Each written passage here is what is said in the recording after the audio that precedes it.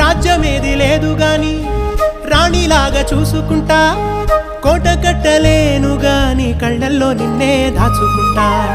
రాత ఎట్లా రాసి ఉన్నా ఆ మార్చి నీతో రాసుకుంటా. స్వర్గమంటూ ఉన్నదంటే అది నీతోనే ప్రతిరోజు పంచుకుంటా.